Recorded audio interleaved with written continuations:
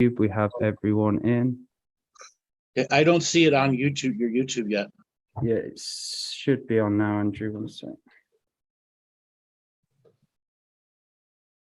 Claire, would you mind just muting for a while, please, and turning off your video? It's yeah, it's definitely on. Yeah, I don't see it on my side. Yeah, it's on. If you go back and refresh, it might pop up, Andrew. I did already. Yeah, can you just double check, Laura, on the YouTube? It's on live on mine. Okay, Sean says he can see it. Yes. And it's on. It's weird, I can't see it. Yeah, it's there. We're live. Okay, we are live. Yeah. Live. Okay, here we go. Dragon live. Okay, welcome everybody. We are Two Feathers Medicine, and we have with us, of course, Andrew Bartzis, the Galactic Historian, as we delve into the subject of dragons.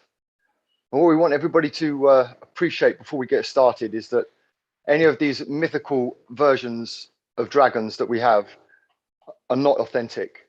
And when we start to deal with dragons, it's a very powerful energy, and we have to come with a level of respect when we deal with dragons. Otherwise, the powers can get extremely overwhelming.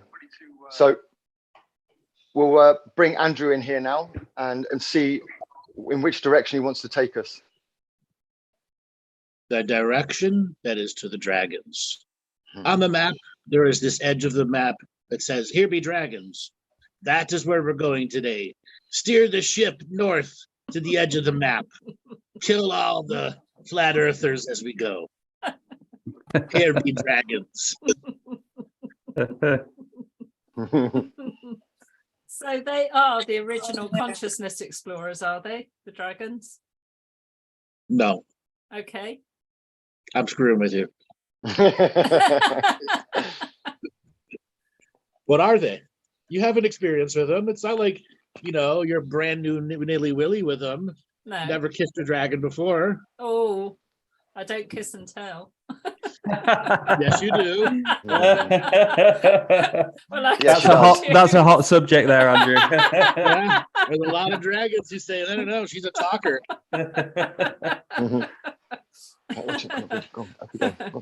What are dragons?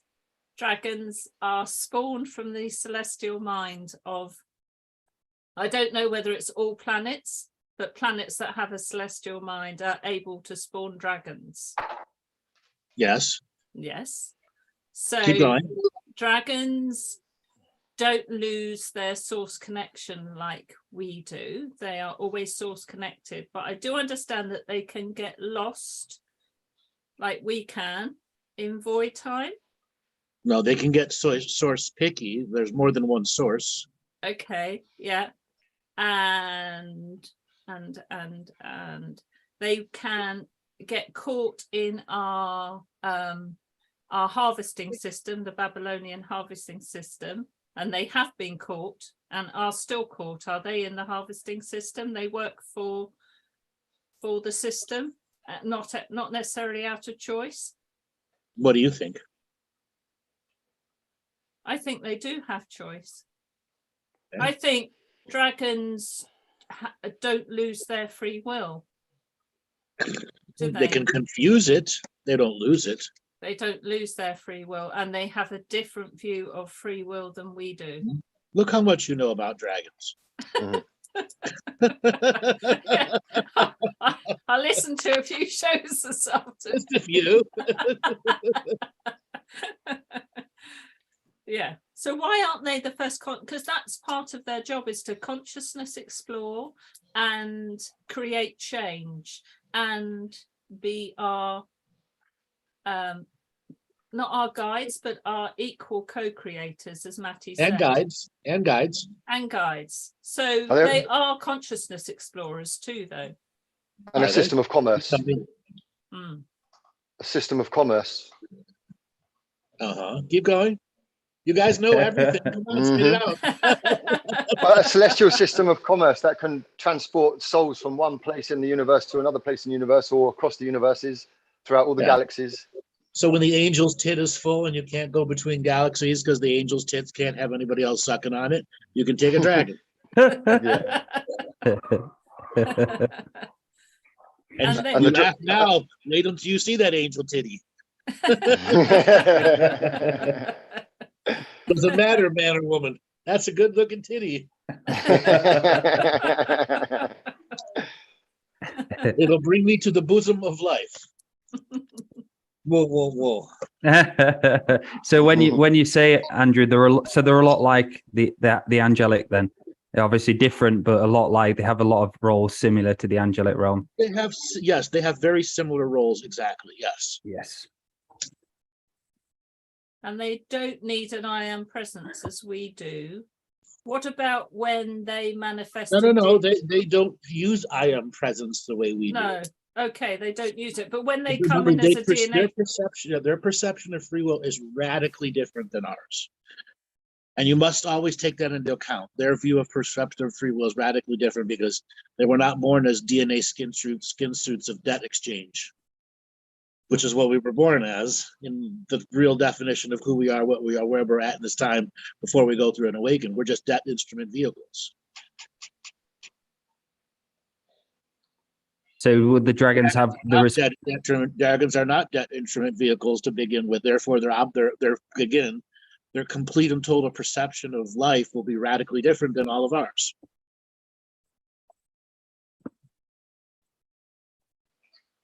So you'd say they're very balancing for the land and the energies of the land, able to do that. It's just. Say that again. I had to switch devices. Oh, sorry. So you'd say, did the dragons work on the land a lot then? The ancestral balancing and stuff like that. Do they have a part to play in that? Yeah. So to throw a Rings of Power dig in here, it's not like there were harfits going around like hobos, filling up the land. Okay, with crappy Irish accents. Okay? They were integral at creating the foundations of realities, the shapes of the mountains and the styles of the coasts and of the oceans. Mm-hmm. So they had a very much an influential aspect on the creation of the continental process. Okay, they would often seed themselves in different areas, because they would be like seeding, crystalline consciousness within areas when they're in the planetary formation phase. So that's but they're still preparing it for life. That's the and that's why they can be that the elemental side, where they can be seen as, galactic farmers tilling the soil to attract life to come to it. And creating gold. Yeah, the gold is usually like their feces, and diamonds, it's their excrement. And then that raises the frequency of the land around them, because they're huge, aren't they? The elemental dragons can be huge. Not always. Some of them are micro communities, and some are macro communities. Yeah. Okay. Like some of the wind dragons are macro communities because they're wind. Yeah. They're shapeless and formless, yet they shape and form when they make a huge pattern of wind. So Dave Farrow's asked, what motivation do they have in creation? I assume that's Dave motivation we do. What's my purpose in doing it? And dragons don't all do the same things. They each have different tasks. I've been exposed to dragons just not much, but what I've seen from them is the ability to take beings from one reality to another. That's what I've seen, and the ability to travel through time and space effortlessly. That's what I've seen with my own eyes. So be it. Yeah, but I'm sure there are many different expressions. Many dragons are born into a duty. That doesn't mean they will continue with that duty. Oftentimes they get bored with that duty and take up somebody else, and sometimes they trade duties with other things and places. You're going, hey, this is much more fun than crapping out diamonds in the mountain for 1,000 years. Okay. Versus dealing with humans, I'd rather go deal with the subhumans or the inhumans. Someone in the chat is saying, are dragons whales in the union and communication creation alleys? Yes, they are. So do they weave the fabric of creation for horse and spider? More like supply the thread. Supply the okay. The thread Yeah. merchants. Thread merchants, yes. And so does the dragon's breath have any teachings within it, and how dragons breathe? Yes. Because I asked Now- my dragon that earlier, and I was like, "What question could I ask?" Actually, it's like to ask about dragon breath. Let's take the human aspect out of a breath. Okay. Say a breath for a dragon can be breathing in air in such a way that it's polarized to release plasma energy inside the lungs. So a dragon's lungs doesn't function the way ours do. It's not just about oxygen. It's about extraction of energy. So their hemoglobin is energy. Their blood is energy. It's what allows them to create the breath of fire, electricity, or whatever it is that they come out. It's a master transmutation process. So dragons are transmuters, transformers, and tricksters oftentimes. They will trick an energy from go to one to another. It's why their digestive system can create diamonds on the other side. Okay, they're transmogrifiers. So they can eat one material and leave another material, which can be a mystery for another group of people because it's the trickster aspect there. So depending on what they are consuming and what they're doing, the breath can be an infinitude amount of things. It could also be words, just words, songs. Wow. Do they do this interplanetarily? Is that a word? Yes, Between yes. planets. Okay. intersolar system, yeah. Yeah. Okay. So as a say energy body, when because I remember on my reading, one of my first readings with you, a lady picked up a dragon I was working with, who I've met I think 500 years ago in China or something. I made like a blood oath with a dragon, and I remember you explaining that it was is it like a space vehicle then for a lot of people, the dragon, to be able to be protected and go into experiencing and new void So the spaces? vast form of consciousness will see dragons not as the first time. They will have experienced them as like a taxi service, personal Uber service, Greyhound bus service, or first class flight, place to place to place. So one of the main things, so dragons, as they're looking to upgrade their experience, they become galactic travelers and will offer taxi services from point A to point B because they learn something from each person that's taxied back and forth. Plus, they get regular communication with other celestial consciousness, and they get what's going on. They get the galactic motivations of what's going on. And oftentimes, in a metaphor, they'll create a dragon news network, more like, the grapevine of what all the different dragons are hearing going on. And then they'll put on their version of, those Entertainment Tonight shows, what's going on in dragon celestial history, And I guess that's why it's Here Be Dragons, because they are the ones exploring beyond. Right. And that's why we got to run over all the flat earthers on the way.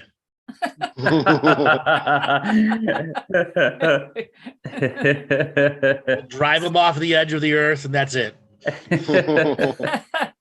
There's a great funny picture I saw with all the flat Earth of all the planets in this galaxy. Then Earth was just flat. All of them were round, but just Earth was flat.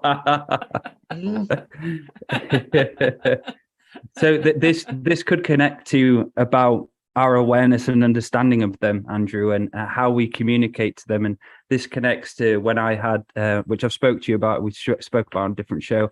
I had my first connection with my dragon, and it was basically I felt really dumb, and it basically played a trick and like laughed at me for asking the question.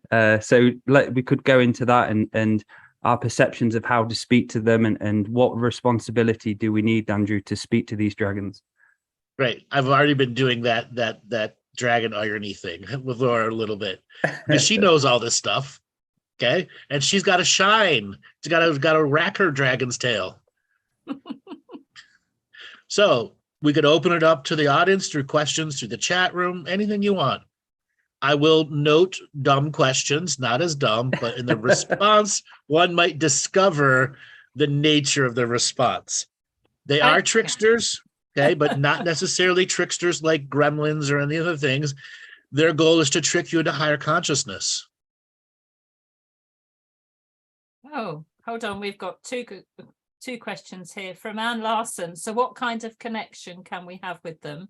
I sense a huge muscular being, green and connected to a fire or volcano, a deep rumble, like inside the earth is confirming.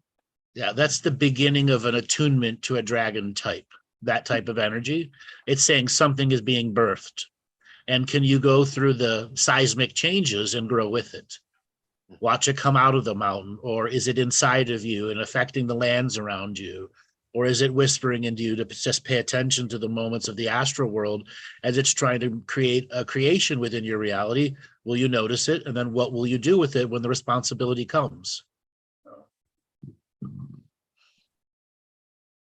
Okay, from Dave F. Oh, it's gone. Come back. Ooh, what's Dragon's interest in the Galactic Ascension machine as participants? The same that ours is, to end the time travel wars. Because clearly they must have been involved in it as well, because if they're here and trapped in human DNA skin suits, they're involved in the drama. Exactly. And then there are ones that are trapped in negatively too. By the system.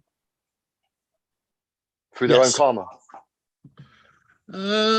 Sometimes it's more collective karma than individual karma. And then there are quite a few dragons who made splashes in history who shouldn't have. Okay. And fall to the false god energy. That's common. Any of the high level beings didn't want to come in as a false god, but got worshipped as one because they saved everybody from certain death. And you're not going to stop adultery, adultery, not adultery, where they're seeing people as idols and the greater than the greats. And I bet they get that all the time with people communicating to them, giving the full power away and seeing them as that kind of God complex. There you go. See, so everybody wants to come on. No jokey dragon energy so far. No, we got some good questions though, because Sean Bibby's in. How come if you put a dragon in an infinity drive with infinite space, it fucks up the universe? Why? Well, there's many reasons why. A, the dragon doesn't have a celestial driver's license. Okay. B, said dragon probably has 10 points on his insurance and has had other licenses removed from him or her. And ultimately, a dragon is not a celestial body. But there are many dragons, just like who we want to ride on the back of a dragon, want to ride on the back of a celestial world. They want to be a rider too. So why haven't they got a celestial driving license if they're spawned from the celestial mind? Because they're not celestial beings. They're dragons. Okay. Yeah. So is the dragon they're driving spawned from celestial. Yeah. They're more like the term, instead of God, deity, half God, half celestial, half not. Would you give your 10-year-old kid the rights to drive the planet? No. Okay.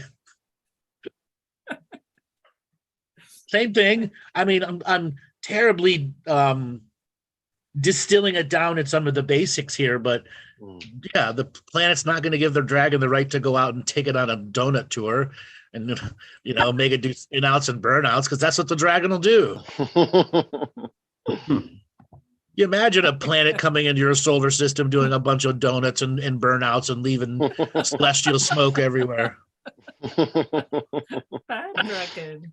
And you get a bunch of dragons driving planets like a motorcycle gang. You know that would happen, right? Come on. Then dumping it and nicking the tires. Yes. Do dragons have ego? Yes, they do. Yes, they Definitely do. yeah. Ego is one of those things that scales up into the other dimensions. It's just perceived differently. How is their ego different to ours then? It's like comparing elephants to screwdrivers. Oh, okay. It's that different. It's impossible to describe. Have dragons ever been celestial minds themselves? Yes, there have been many dragons who have moved on to become celestial minds.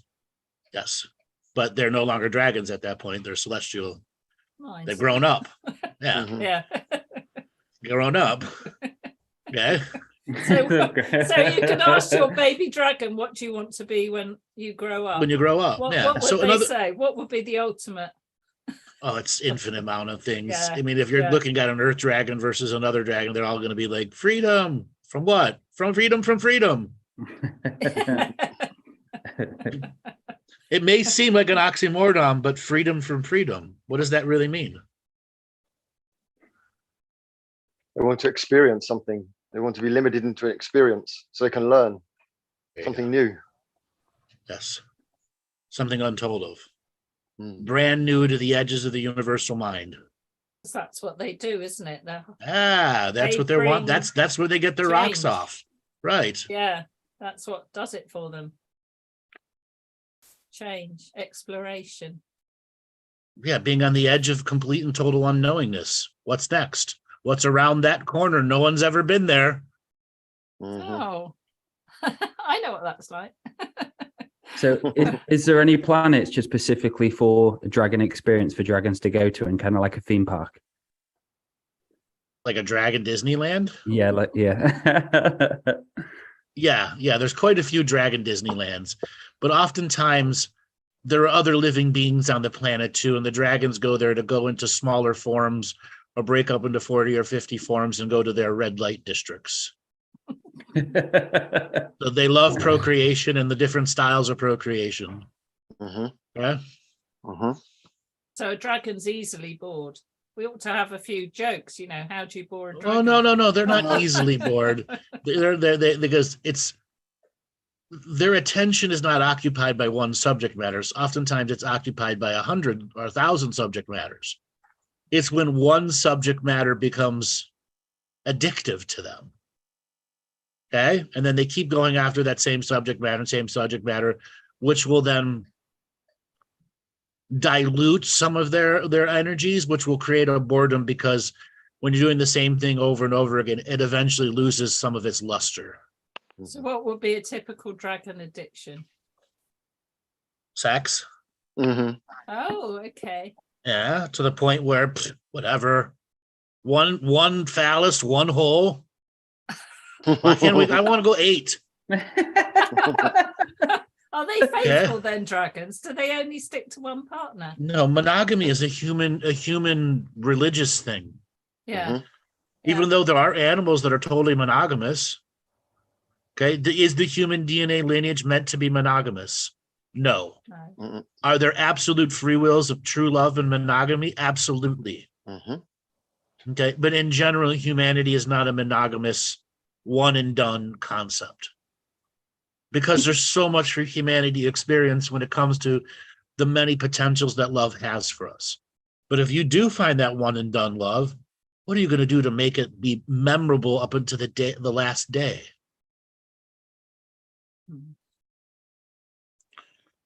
So what's a dragon's love life like? Oof. Have you the words? Oof. What's a dragon's love life? Like physical love life? Or romance? Do they have romance? Yeah, romance. Do they go out to dinner? Candlelit dinner? Yes, they do. Their version. And they, like, every 700-800 human years, the female dragons have their period. And for them, it's not like a human woman's period. It's if you're a dragon, you're out and about, they will pounce on you aggressively, not in an intention to create intercourse, but to dominate you into like a dominatrix energy until several dragons are in a pod under the woman's spell. But that's their version of it. And one may be able to seed the chief offspring, but several of the others will have the seed of the others also. So it's really not a hierarchical process unless the dragon female chooses. And there are many times the dragon female chooses not to give birth, or they only give birth maybe every 3,000, 4,000 years with a lifespan of between 10 and 30,000 years. And there are many dragons who never give birth. And what's dragon's birth like then? As an experience? Kind of like the alien coming out of a chest. Except coming out of an egg. How long are they in the egg process for? Hundreds of years. So Game of Thrones is got a bit thousands. Of, Sometimes thousands. Because the egg itself is a time-traveling transmutation device. I was going to say that there must be a very expansive type of fetus in the womb process. I know it's a different technology, but that similar thing. Surely there's similar a fetus. concept. Yeah. So oftentimes dragons will leave an egg on a world, knowing full well that the dragon won't give birth to a few thousand years later, which allows the world to catch up in an astral format, like it's a low-level world with very little life on it. But once that dragon is born in that world, it'll bond with the celestial source and begin to create the fabrics, and then train other things how to create fabrics and what to start drawing on the surface of the world. So it can bond immediately with that celestial mind of that planet. Right. It's not Because seen as a... Right. Then the celestial mind will create friends and family members for it. Oh. And really opening up of the astral doorways. And so, I mean, dragons are they completely infinite in their adulthood, or are they not quite infinite? So what I'm getting at is no. They have a lifespan. They're not complete. There are many dragons who get on the infinity scale, and they're not really dragons anymore. They become celestial minds. Right, I get it. And so when a dragon is in an egg, is it infinite the same as the way our fetus is? So it's dreaming with the celestial mind at that point, even in the egg. Yes, we can make that metaphor and association, but it is still on a much more grander scale.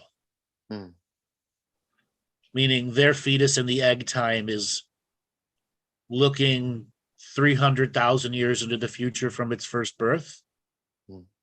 So it's going to be affecting many cycles of life. Very, very have deep impact on many cycles of life. Yes. And that's why dragons view free will completely different than us. Because of the nature of their egg time. And what's a dragon blood like? Yeah, that's what I was aiming. Great. Dragon's blood. Then what's that like as technology? And is it like different colors? Have you ever had McDonald's high C orange drink?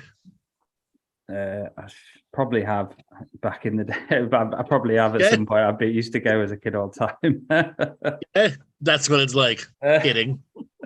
I'm kidding. Okay. The dragon's like, who the fuck wants to drink my blood? What are you goddamn blood magicians down there? They're like, why do you need to know about my blood? And this connects to as well. Do humans make blood oaths with dragons?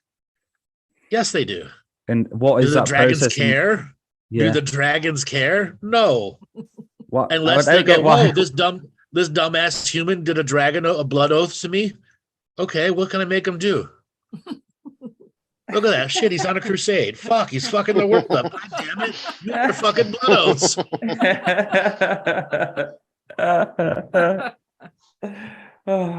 You do a couple of questions from the chat. I'm trying to catch Sure. up. Right. Blood oaths are not, hold on. Okay, Blood oaths are not ever a good thing. Okay. Okay, that shit came out during an awful, evil time of humanity, and there's so many people. I'm making a blood oath to change this world. Oh God, you just failed at changing the world. It's blood oath that got us in this trouble. I'm guilty of that in a past life. Me too. We all are. We all are, right? Okay, from Sandy. Are the Seraphins serpentine dragons of the Golden Age? Of the Golden Age. Hmm. What does Golden Age mean in that definition? She probably goes, lightworker bullshit. The answer is yes. Okay. We just must be careful in understanding when one says the Golden Age, whose Golden Age? Because one man's Golden Age is not another man's Golden Age. One man's Golden Age is an apocalypse to the other. Mhm. The Dreamtime Awakening might be a good Yes. Yeah. So I Is like there- this. Go on. Somebody wants to know, how does Andrew know all of these? Somebody let him know. He's got a book. He's got a book behind him. He keeps going off and looking at the book. He's got the dragon Wikipedia, hasn't he? Right. Saint Germain's behind him. Yeah, also good old Germaine's back there too. So good one, Dave. Dragons of Elkin Noir. Great dragons of peace, question mark. Oh, yes. Yes. I struggled to put that into the Dragon Revocation or not, the actual name of those dragons. But I did in the end, and it has attracted many people to a sky realm where the dragons often take humans as bonded riders and go on missions to many places. And it was the right thing for me to do, include it in there. So It's like dragon riding camp. Yeah. Catherine, do dragons participate in our TV, film, entertainment worlds since they have their own media to guide, support, soft disclosure? Yes. Bruce Lee would be an example of a dragon that was on TV. Jimi Hendrix. Jimi Hendrix. Prince. There are many people who have full-on dragons inside of them and they become mega superstars for some reason. Because they're trying to influence through the media, through their great DNA charisma, a recognition that is not that is more than a human being inside that body. Did you say there's something like 145 dragon lineages in human DNA skin suits? Yeah, around 140 to 170. Yeah. Wow. Of the 980,000 human lineages. So what do dragons do to like recover, like a rejuvenation, if they need to go into rejuvenation or recover? They go and have spa days. Self-heal, self-nurture. Okay. So the real question is, how do they self-heal and self-nurture? Yes. They find a place that is asking, create with me something beautiful, and let's tap into our core geniuses together. That's how they regenerate and rejuvenate. Do they have to rejuvenate from being in a human skin suit? Yes. Human skin suits can be very destructive is the wrong word. Taxing? No, let me figure out the right word. It's like when you eat too much ice cream and you get brain freeze. It can be like that for them for long periods of time, where centuries of brain freeze. And then they have to heal from being in the brain freeze because their brain's being limited because it's too much time in the limited human mind.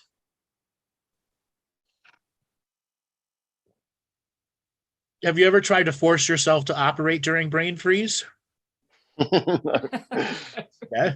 As part of you guys training and learning how to be hosts, I will teach you how to have 2 chat rooms open at once while eating ice cream and getting brain freeze, so that you can still and tell everyone, hit the like and subscribe button, please. Can't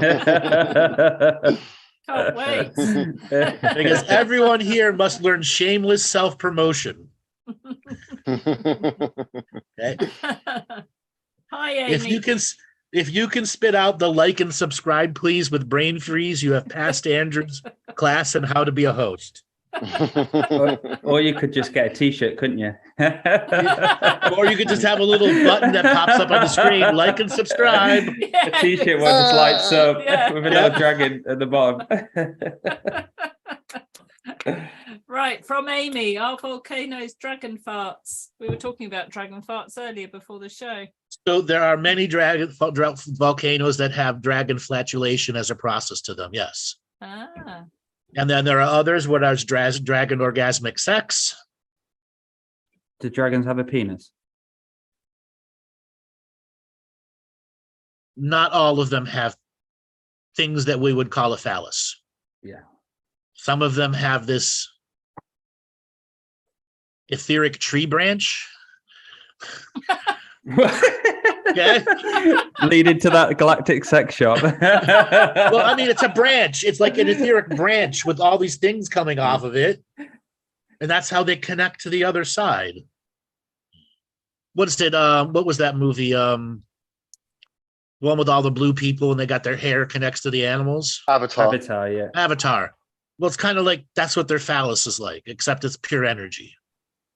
And then there are other dragons that it's very phallic-like, and then there are other ones that couldn't tell if it was a phallus or or a rock. Does it depend on the lineage, or because they can be shapeless and formless, they can form their own? Yes, and it also depends on the recipient who can be shaped and formed in any way that they want. They may create how the phallus and the vagina interact, or part of the journey is to figure out how to make it interact. So you mean the receiving, let's say the female. The male has got to crack the code. The male has to crack the code to the female, and the female is actively trying to create new code so the male can't crack it until such a time they've aligned. Dragon foreplay. Yes. Don't bring that tree near me. There are others that like bring on the tree. Yeah. Too hard. Okay, from Claire, can we ask their help to transmute? Sure, but they may not help though. It's what is the intent behind the help? Is it a selfish help? Is it a martyred help? It is a real help. And if they help, what ultimately are you going to do to create a greater change within yourself? It's not tit for tat. They want to watch people grow. And if you constantly ask for help and never do anything with it, how should they respond? And I suppose you have to, well, I know you have to make a relationship with your dragon too. You have to build that equal co-creation relationship. Right. You got to grow that equal co-creation relationship, grow it in such a way that there's a clear process of growth between the two of you. Yeah. Yeah, work with them. Sean, so I often think of dragons like Eastern demons that can shapeshift into human forms. Can they do that outside of this reality? So what's the question? Dragons, he thinks of dragons like Eastern demons that can shapeshift into human forms. Can they do that outside of this reality? Yes, but why do they need the word demon there? Yeah, he's put that in inverted commas. Okay. Okay. So take the word demon out. Yes, they can transmute and transform into just about anything they want, and they can be anything they want wherever they're. If they need to be a human in a place no one's ever seen a human, they'll be that. As complete and total shapeshifters, they have complete control over their form, and their form can create myths and histories. So could you work, say if you had the responsibility and were doing the self-mastery work, and how could you work with a dragon in, say, a psychic surgery session? Well, first thing first, you would have made a relationship with the dragon. Yes. As part of your bringing a protective piece around yourself and the clients coming in, and you will have gotten good enough at that where they're coming in and coming out is natural. And you wouldn't beg them. And unfortunately, a lot of light workers don't realize they beg. Okay, they work off of what I call begonomics. If you beg a dragon long enough, it'll give you a bone. But if you keep begging and begging and begging, it's just going to turn away and walk away. And it's all placebo effect at that point. Okay, so building the trust with them, in the protective frequency and then outside of the protective frequency? How do you begin to have a communicative relationship that has an equal basis without you going through the begonomics? Tell me this, tell me this, tell me this, tell me this, tell me this, tell me this. Yeah. Okay. And once you get past begonomics and realize there's an exchange for energy and the thoughts, ideas, and constructs that they want to work with you, then you can integrate them into being a part of your healing journey. Even though they've already been integrated from before that, they're just waiting for you to create the conscious integration moment in which your free wills can connect and expand the potentials of how dragons can change the nature of your healing. So there'll be that knowingness, won't there, with the dragon, that Right. it's in your reality. Yeah. Yeah. Hmm.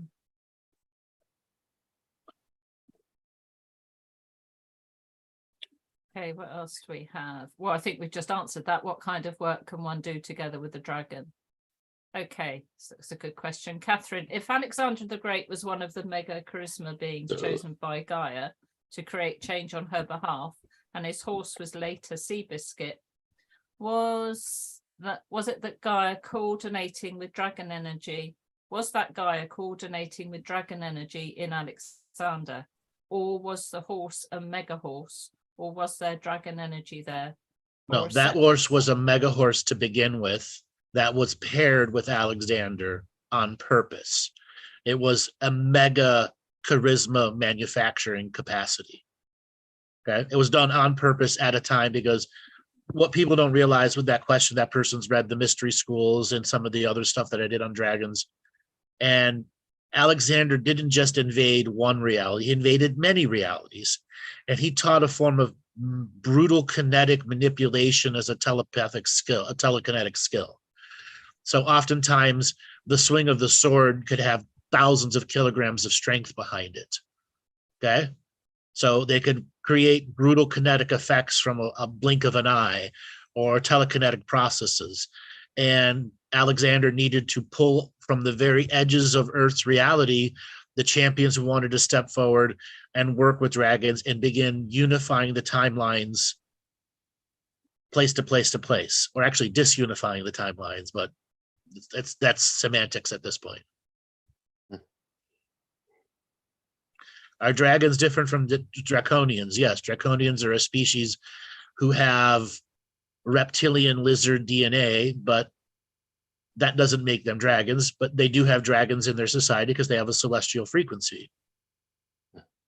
And those dragons tend to agree with the types of free will that come from that celestial source.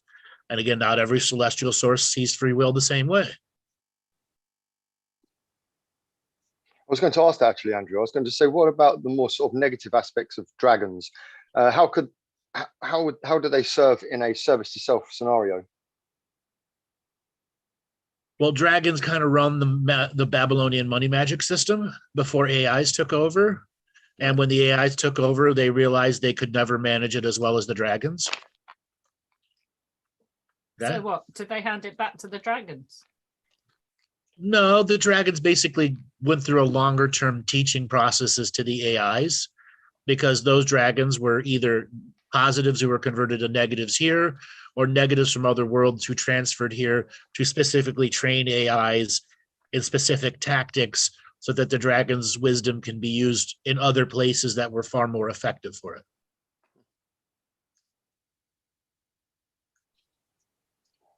So communication-wise, does the dragon speak through a form of light language, or do they have their own like universal language they communicate? They speak through light language, but they start with the celestial language they were born under. Not all dragons were born on a celestial source. Some dragons were born in suns. Okay? And some dragons were born in central suns. And then they got to go through the experience of what it's like to be operating on a lower density. But do they all have the million letter celestial alphabet as their base language? Pretty much, but some start with the 1 trillion letter celestial alphabet. They're operating on a much bigger source. So there's dragon schools. Yes. Okay. Yeah, Elcanor is like a dragon riding school.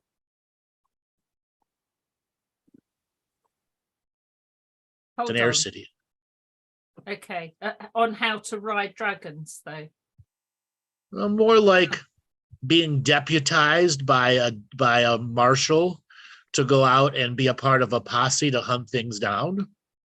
And you learn how to ride a dragon as part of you becoming a posse. And that's the type of school you go through. You volunteer time there. Are there any dragons in like a rock band? Yes. Yeah. And could you give us any examples or what kind of creations they do? And Billy Joel. Wow. Elvis. wow, I never knew that. I think Prince is I wouldn't say rock band. Yeah, but kind of rock band. Is Prince a dragon, isn't he? No, Prince wasn't a dragon. Oh, okay.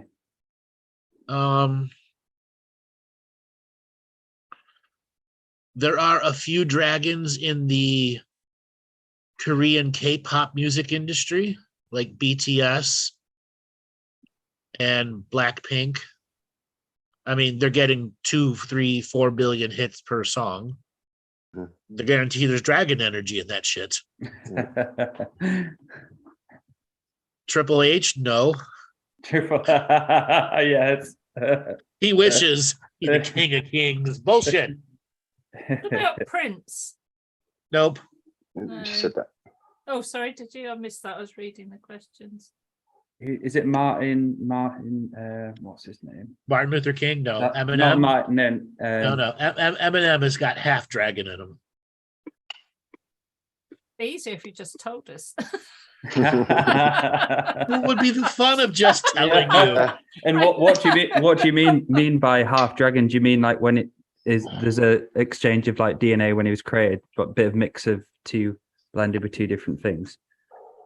Yes, and then after a while, the lineage, waters itself down. Okay.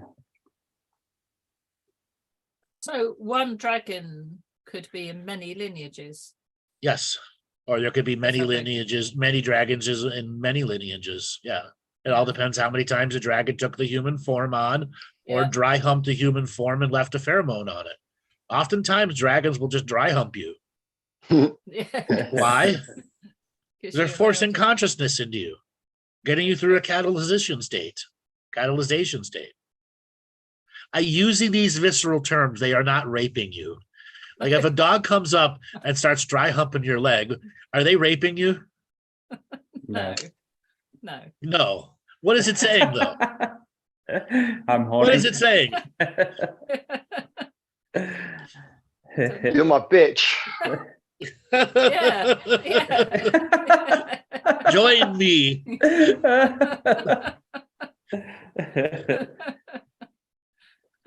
So Brandon Lee, Bruce Lee's son, was that he having to be got taken out because he was doing what Bruce Lee was doing, but in the film perspective? He was going to inevitably open the doorway to something he shouldn't. Okay. And was that time travel stuff then with when The Crow was filmed to be able to do that and change it around? What do you think? Yes. That's dragon irony right there. He was a beautiful man, Brandon Lee. Great actor. Okay. So are there any eggs that we have on Earth that are ready to be hatched as we go through our Greater Awakening process? Do we have Millions any superstars of dragons? Millions upon millions of dragon eggs lay unhatched all over the world. Are they within the subsurface or inner Earth? Spread everywhere, hidden okay. secretly. Yeah, hidden long time ago. And they will awaken during the awakening and be a part of it. And they're influencing it now while they're still in their egg time. So you might actually mean we could see them with our eyes. A lot of people do see them with their eyes. What's the difference if you see it with your two eyes or your third eye? Which one's more real? Yeah. And is there anything you can tell us about the dragon energy for the moment of now, for everyone listening, of anything which could connect to us and what we're going through at the moment? Kind of a vague statement question, you know. I'm playing with you. So, tell me about dragon energy from any point of reference.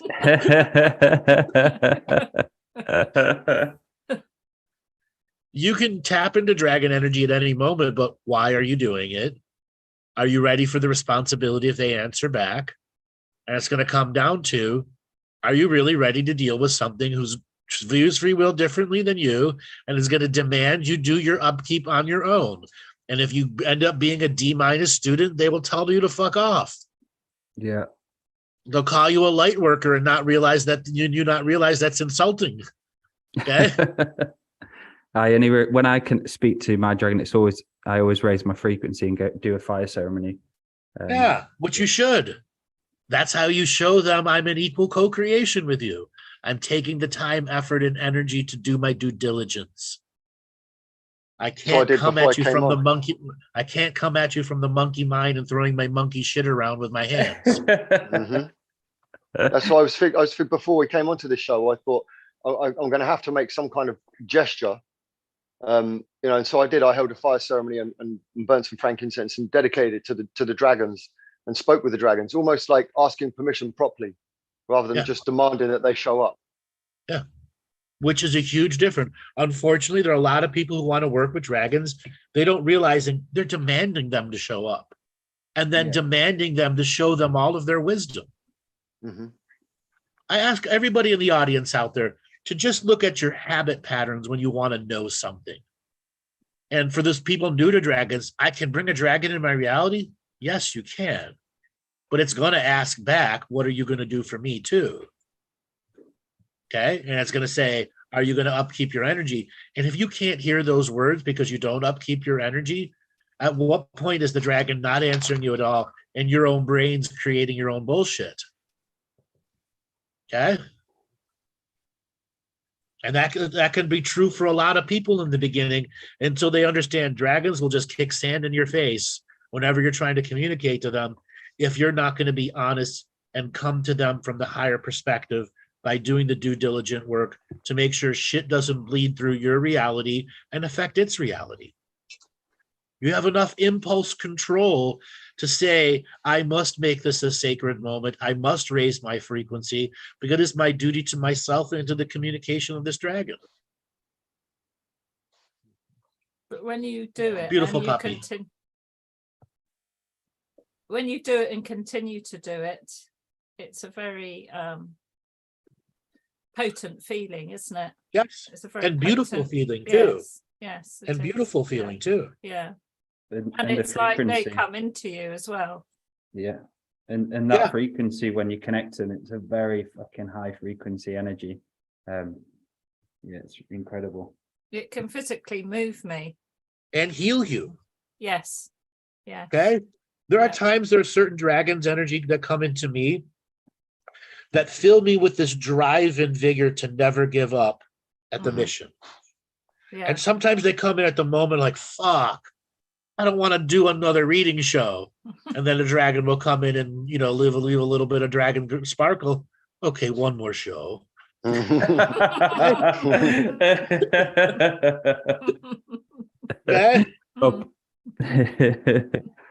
It's time to sleep now. And then they're the dragons who are the wordsmiths, you know, the muses that help me create documents and stay connected with the infinitude of the etheric workforces that are out there, precognitive and postcognitive workforces, to refine documents instead of centuries, taking it days. And then me going through the great amazement and wonderment as I'm watching the shit just come out from the tips of my fingers, and there's a dragon in my crown chakra with a little monocle on, laughing his ass off. Okay? They dance the keyboard, don't they? Yeah. Yeah, they dance through the keyboard. You've had that, Laura, in your own writing situations. Yeah, absolutely. Yeah, they do. And you just enjoy it. Right. Mine comes through my voice as well. Same with me. Voice, fingers, Yeah. toes. Energy field, like my arms lift like wings. And I never really asked for connection. I think it's Because it naturally happens in you, yeah, because you yeah. coded it in your DNA as you were growing from the old Laura who had a meek energy to the new Yes. Laura who's holding her strength and power and creating her reality out of her will. Yeah. Working with the dragon energy, though. Yeah. Yeah. And you can invite the dragons into many different processes once you've built up that level of respect. So one thing that I do is I don't like the term my dragon, but a dragon that works close with me into the sacred mountain. One of your posse. That's right. Into the sacred mountain. So when I'm at the top of sacred mountain, it comes to bring me down to the bottom of sacred mountain. And little tricks like that where you can just bring them into your hologram, into your multidimensional awareness. They love that shit. I was actually going to ask Maty if he wanted to share like how mistakes that could be made when you call in your dragon too. Because you're quite experienced in calling in dragon energy. And I'm also very experienced in mistakes. Well, So this is where mistakes can be teachers, Maty. yes. Exactly. Yeah. Exactly. Yeah. That's why I thought you'd be a good teacher for this one. Well,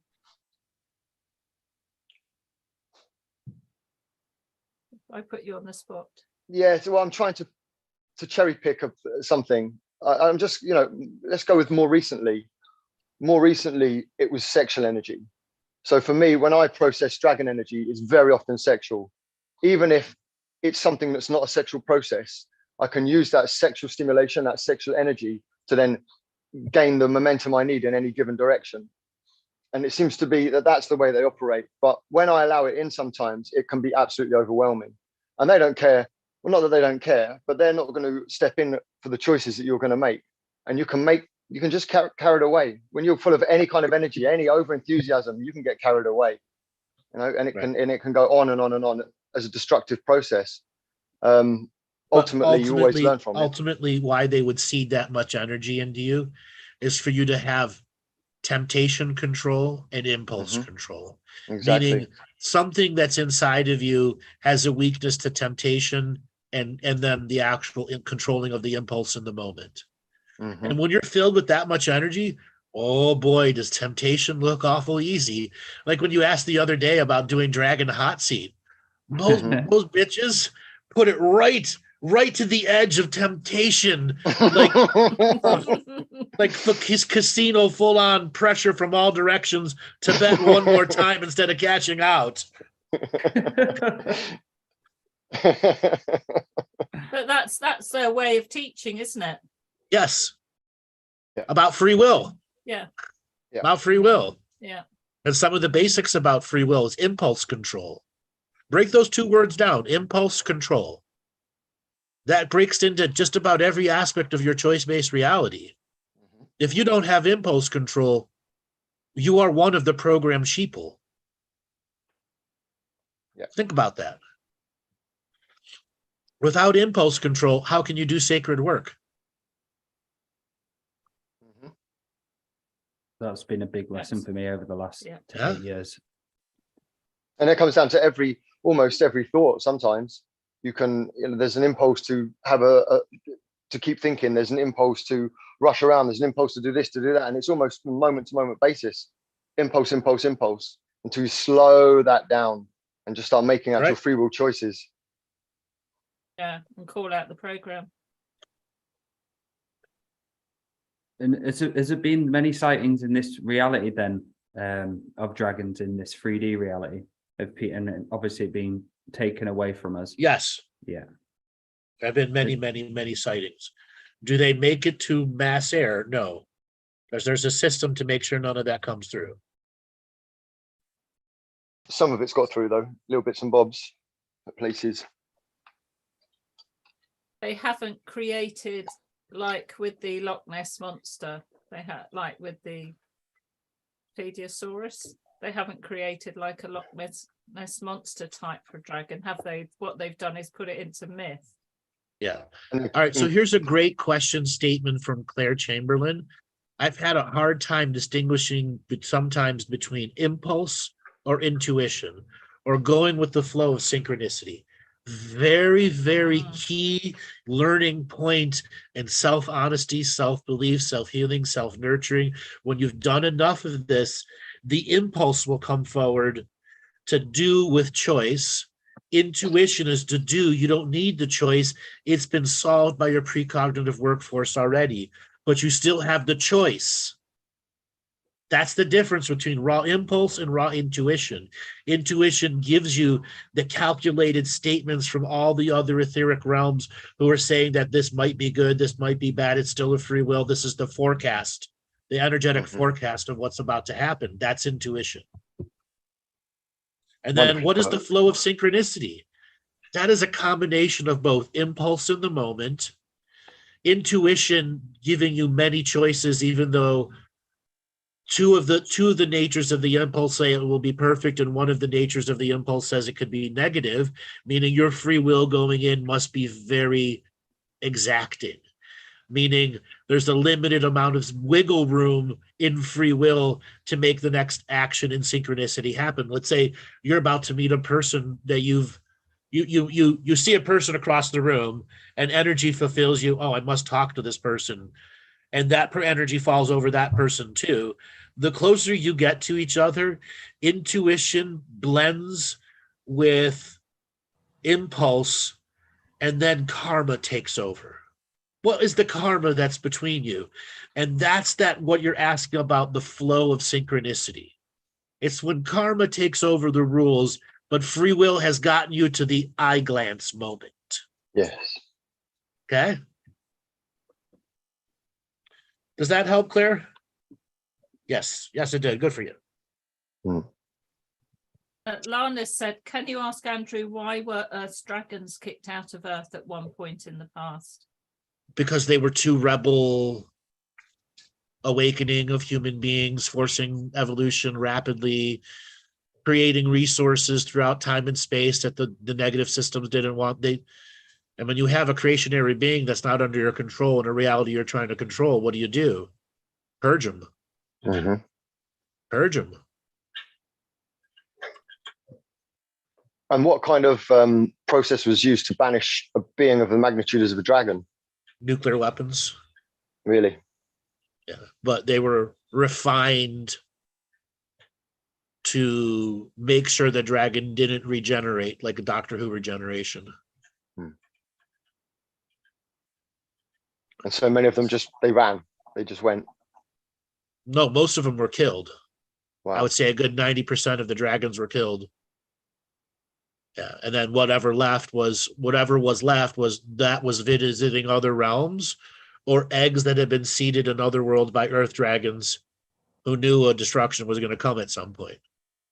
But they seeded the next generation in other places and spaces who would eventually take over and come back to here. Good. So what's that the dark dragon like, forced evolution like? Do they have battles with the other side of the dragon? Is there any battles going on between them? So now I'm going to break my own rules because I'm having fun. Good. Because having you group of people ask questions and knowing that I'm not going to get a what's my purpose out of you other than a joke. Okay. Okay. So a lot of the dark dragons, they don't really want to be involved in the Earth mess. They are, because it just serves their celestial source. Many of the dark dragons are battling beings of the abyss, beings of great annihilation. If you are a H.P. Lovecraft fan, the Cyclopean giants of the ancient histories and the ancient pasts, okay, the Cthulhu type energy. They're regularly doing battle with that because they want to be the dark energy of this place. And oftentimes the abyss, other dark energies from other places and forgotten realities will form there and make their way out of the abyss and try to fuck with this part of the galaxy. It's no different than gangs in one city sending a bunch of people on a train and getting off the train, renting a house, and then going and taking over a neighborhood. So many of the darker type dragons here, they're regularly battling the things in the abyss. because it is their form of forced evolution. But this does not inherently make them our allies in any way. They're doing service to their celestial sources by working with the negatives that are influencing these areas. As the celestial sources are saying, I'm creating this dragon who's going to do this, and there's going to be a long-term karmic exchange between these species until such a time there's a resolution to it. Much like each side of a gang war sees themselves as being the righteous one. Exactly. Then would you have many dragons in sacred neutral then, in the middle ground greys? It changes. Like now we probably have a lot more in sacred neutral than we have in the last 3,000 years. But so many of them, as soon as they regenerate a significant portion from their sacred neutralness, they go right back into action. It's like a soldier who just goes and does another tour and another tour and another tour and another tour and another tour. So as much as the ranks have been built, it ultimately doesn't really make a difference in the bigger point of view. Okay? Because so many of them are still occupied in the astral warfare in this part of the galaxy. Yeah. And another tour, and another tour. So is that a dragon's main? As much as the ranks have been built. Nathan, could you mute and turn your video off, please, buddy? To the bigger point of view. Okay. So whoever's host, if you just hover over them, you could just hit mute and turn the video off right there. The astral warfare in this part of the galaxy. There he is, Nathan, mute. I've got him. Yeah. There, got him. It kept moving. Yeah. It kept going up. His name just kept disappearing away from me. Like, there you are, Nathan. Got you. So is that dragon's main motivation to serve its celestial source? Yes. Yeah. So do they have free will from it? It's not its only. And No. main is not necessarily the right word. No. Initial. Long-term commitment. Right. To the celestial source. To its celestial source. Its celestial source. Who then allows it to build a life that is transgalactic. And it's saying, you can still operate transgalactic, but I still need parts of your many selves here to do this work here. I encourage you to go out and search, but leave many avatars and higher selves here to function with what I need over here. And that's what happens. And do all of those pieces and parts of the dragons have free will? Yes. And that includes the dark as well. They have free will to their celestial source. Correct. And that's not just in this universe, it's all universes. No. Every universe perceives free will slightly different, which what makes the greater differences. And 1 degree to the left or the right makes a gigantic significance in how DNA is going to be formed to allow free will to begin with.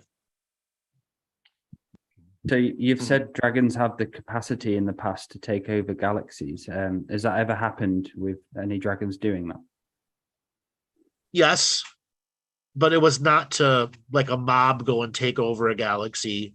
It was more to get life out of the galaxy before a cataclysmic event was going to destroy that whole galaxy. So it's like a massive rescue mission.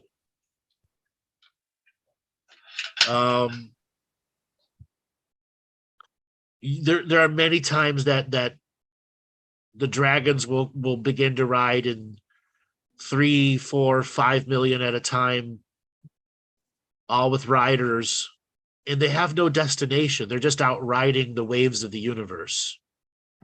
And then they'll get a calling from the wilds of the universe, like chaos itself has spoke to them, and then they'll turn around and go in a different direction and then arrive in mass at a place with only a whisper from the universe to go that way. And then imagine you're a human looking up. What the fuck is that shit? What is that? Okay, what is that? So does anybody have memories like that?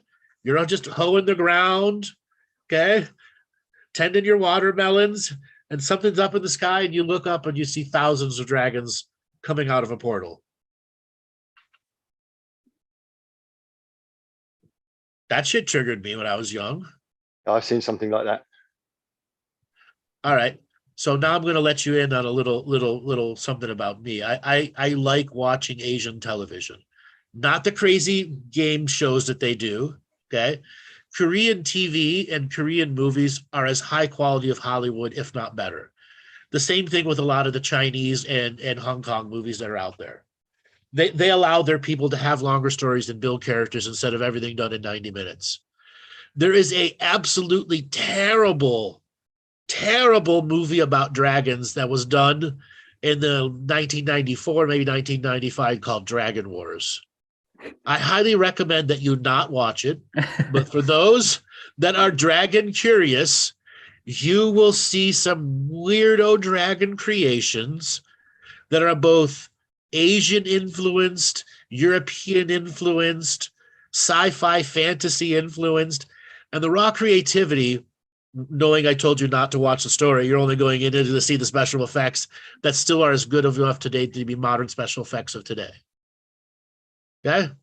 And one of the storylines is the woman who is born and is a virgin, and just before her 18th birthday, if she doesn't get laid and has a kid, a dragon will come out of her skin. Okay. And they've been holding it back from coming out of her skin for 500 years, as she's reborn and reborn. The male of the story is the prince that's supposed to rescue her, except they got lost and they were separated. And then, you know, as Asian stories, they're suddenly in Los Angeles in the 1990s, and she's a white American and he's a half Asian, half black guy, Asian or white guy, you know, race swapped. Okay, modified for an American story, in which dragons of the most unusual types come out to guarantee a fight between the good dragon and the bad dragon. And then, you know, good dragon stories. Anyways, it's called brain fart. Hold on, what did I? War of the Dragons. Dragon Wars. Dragon Wars. Yes. And it's a Korean movie. And I warned you not to watch it. So what was your experience like when you're in this lifetime, when you started perceiving dragons? When that movie came out, it was the first big budget Korean movie to be released in America, I think, ever. Okay. I mean, there might have been some of the Korean cop movies that came through, but biggest budget that had been released in decades and decades. And it hit like 1,200 theaters here. So it was actually like everyone's, you got to go see this. You got to go see it. The special effects are awesome. The story's horrible. But that's what we got back then. We got 90-minute action movies that had no character development, and it was just the same superstar replaying the same guy in a different form. And it's what special effects, or before special effects, what fight scenes were we going to see that's new? What explosions that are new? What car accidents, car chases? That's all we got.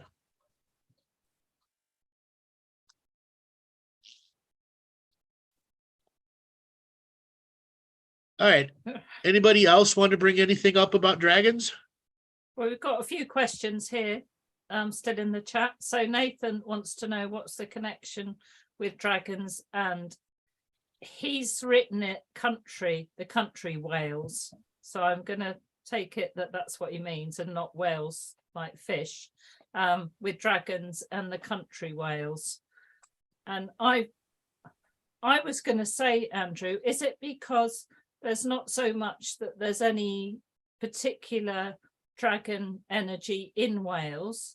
I could be totally wrong. Isn't it more to do with there's plenty of dragon energy all throughout the British Isles. Right, but in fact, there are many places that eggs are underneath the soil, waiting to be tended and grown, or to have sacred groves of trees to be planted around them, so that the trees can be nurtured by the dreaming energy inside the egg. It is a unique resource that many of the Celtics and Druids knew about, and knew where the eggs were stored, when go and regularly grab them to bring it to a place in which they were going to make a new sacred space. What are the Right. examples, Andrew, of places? Because I'm from England. oh, Examples, come on. Stonehenge, I want one. Stonehenge, right? Wherever there's a sacred place that the Druids built on, and then the everybody else put their church on top of it. But does that mean there's more in Wales than anywhere else? Or is this more to do with the symbolism of the flag, which is not? No. So let me ask about the country of Wales. Yeah. In Wales, deep underground and near the subsurface are large volumes of dragon eggs. They have always been rich hunting fields, except you need very, very experienced wizards or off-worlders to be able to find them. You have to think of it like having a special truffle hunting animal, but you got to do it from such a high state of perspective to find out how to get it into a manifestation in which you can put a box around it. And what is that box? Isolating it in a reality instead of it being in a full fluid of a reality. And then that box has to simulate full fluid reality and convince the egg that it's not being taken somewhere else, which has this infinite wisdom energy behind it. That's how hard it is to gather dragon eggs. Okay? Wales is known for its many dragon eggs are there if you're willing to solve the conundrum of the lands. Could you use dowsing rods to look for them? Yes, you can use two sticks rubbing together. You're up for it, Dale. Yeah, I'm up for it, man. I'll come down. Let's do it. Let's organise this. And is it anything to do with the mountains there? Wales being hillier or more mountainous? Wherever there's mountains, plains, everything. Yes, dragons are roam there. Yes. Yeah, same in Scotland. I'm sure the dragon has had an outhouse there and a summer cabin. Holiday home. Okay. What do dragons' farts smell like? We did that, didn't we? We Oh didn't no. do it. Oh no, we didn't didn't do that one.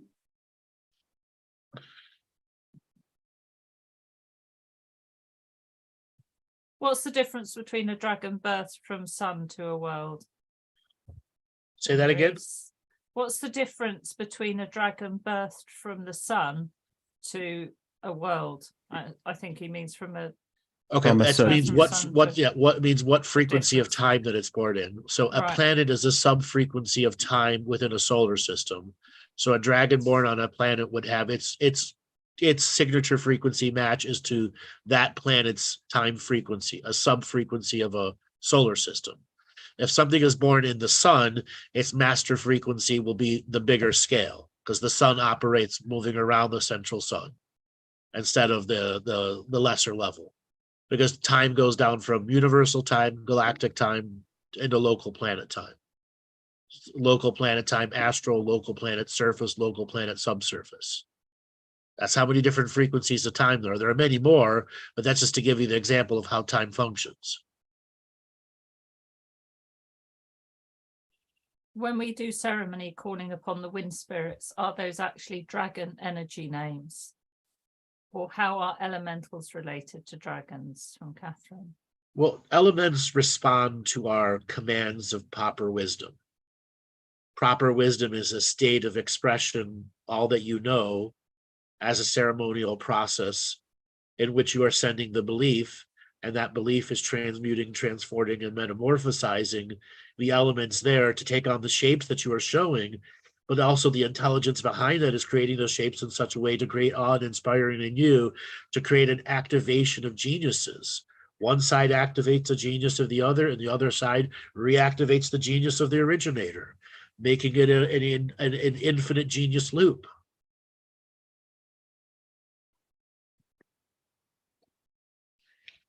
From Marissa, how to identify dragons in our community? Difference in being connected to dragons and being a dragon.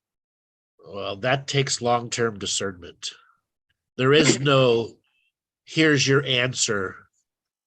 And if you were to ask your dragon that question, it would kind of be like in a Dale situation where it would simply look back and go, you aren't ready for it. You're not ready for that. Not to say that this person or person is the nature of that type of question. Yeah. Okay. Oh, there's a lot in personal discernment to learn what that means, and you don't instantly get instant personal discernment. We earn it every time we make a mistake and learn from it. So when I do ask questions and speak to it, I strategize and make sure and raise my frequency enough to do it. So from doing that, responsibility and a big lessons for me came, and it was there obviously just to teach me, even though it was a stupid ass question. I think it was something to do with what time or when in dream space I'll have more, be seeing the dragon more. But it gave me that answer of laughing and just saying, obviously, I can't control and do anything to synchronicity. It just Is what's the purpose of what you're asking? Is it just for the sake of having some benign skill? Is it a part of your actual process, something that you've thought about, something that's going to make a difference to your process going forward? You know, they're not going to answer a silly question like, you know, saying, how do I know where every cat in the world had their last 5 lives? Because why would you even need to know that? It was back in my light worker days a long time ago. Yeah, exactly. We've all done it. We've all done it. I'm a recovering light worker. 11 years ago, I was a light worker. 10 years ago. Hi, my name is Dale, and I'm a light worker. Me and Laura have had some funny. We've gone through similar experiences and stuff. So we've. Yeah, but you did Palladian swing, did you? Spin, swing. Oh my god. So from Sean, so dragon traveling, do they fly the physical distance, fly through portals, or just teleport through time? All of the above. Yeah. Or the good old taxi service. Right. It's whatever they want, however they want, whenever they want, and how flashy they want to do it. From Jennifer, is it common for us to work with multiple dragons or just one? Multiple. The collective mind. Yeah. Is there any truth to the Dragon Ball And can you? Series? No, Leave Dragon Ball Z alone. Oh, sorry, Z. It's a load of balls. It's a load of balls. And you've said that everyone has a dragon, Andrew. So when is this manifested? Is it like a guardian for your lifetime? What's the process of that?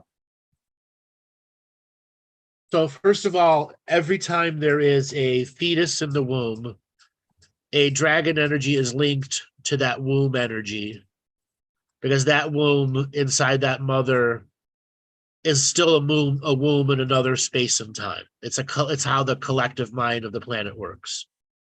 So a dragon is assigned to that womb. And as that individual signature frequency grows from infinite into finite, the dragon will begin the translation process of what the great forgetting is, how free will works, et cetera, as they begin to evolve the final codex of all contracts that have been potentialized in the fetus and womb journey. So kind of think of like the dragon is like the final auditor of the contracts who tells you what the difficulty level of this life is going to be, and you're going to have to develop these skills very early, and if you don't, it's going to go terribly wrong. And then if it does go terribly wrong, here's plan B, here's plan C, here's plan E, D, and F. And if all those fail, you still have free will to get through it. And then you forget, and you come on the other side, and the dragon goes, hi, I'm your dragon teacher, and begins to reteach you everything that you've just forgotten. Okay? And then you're growing up, and Dada's the dragon, and all of a sudden Dada's not the dragon, and the dragon's like, all right, when he's 9 or 10, I'll come back around. Okay? And then they might come back around a little bit more, all to see where they're at in the unpacking and uncoding of what passed through the great forgetting. That's your relationship with dragons, your individual one. Now, does that take up a large part of their life? No, it doesn't. Okay? But you're the individual they're assigned to as a mission from this planet. They're still giving you their all. I mean, because they can operate in many realities at once. And you were saying before, I don't think this was on a show, this was private, you're saying that dragons sometimes take on the form of angel to look like an angel, and they take on, for people. Yes. They're what you need in the moment. Because they understand your spiritual contracts. Hold on, I got to switch devices. My computer's gonna die. Some formless and shaped and formed. Yes. So do plant energies like ayahuasca have a relationship with dragons? Or do dragons use hallucinogens? Hold on. Catherine. Yeah. Ayahuasca is ayahuasca.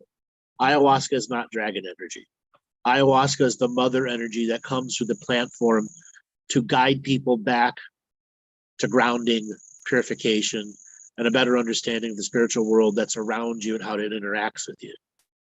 It's not meant to be a religion, ayahuasca itself, and it's not meant for people to be doing it hundreds or thousands of times, even though there'll be many out there who would disagree. So ultimately, dragons are not ayahuasca. Does ayahuasca invite a dragon in to be a part of a greater communication? Yes, it does. But it all depends on what's its greater purpose. What is the awakening of this being going to do? What types of off-world connections is it going to create? Because oftentimes when ayahuasca is working with somebody, it has its agenda, obviously, but to operate in a different function, meaning if you can become spiritually balanced here and begin to open up to a ceremonial life, your astral world has a tremendous amount of freedom that can open up huge areas of personal work in the astral world to be done, which will allow you to work with other beings. You won't know what's going on the other side, but just you being free here in the now has changed the equations up there and has allowed you to function in many other densities and dimensions. And oftentimes dragons go recruiting, like we need to go into this reality and figure it out. Why is this brand new timeline been created by the negative? I need 50 dragons to step up with riders and to go in as a group and start figuring it out. Why? What makes this new timeline they made different? Does Jimi Hendrix have contracts to do that, Andrew, being ayahuasca being? Oh, that's a pretty broad question. Because a lady I know who did an ayahuasca medicine with one of Jimi Hendrix's family members, and she saw him and stuff like that. So just interesting to see if he played. Yeah.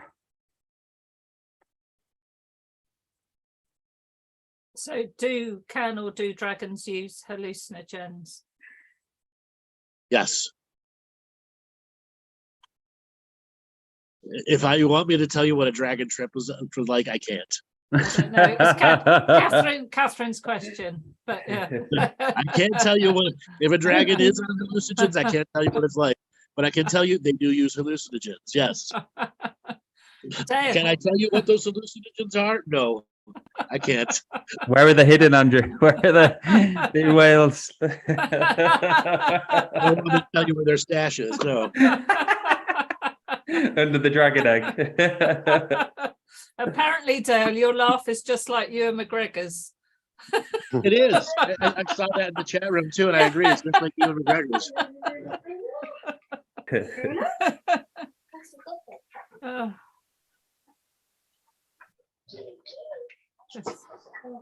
All right. Yes. Do we want to bring anybody on who wants to share a dragon story with us? That would be good, wouldn't it? So we don't have to. Room.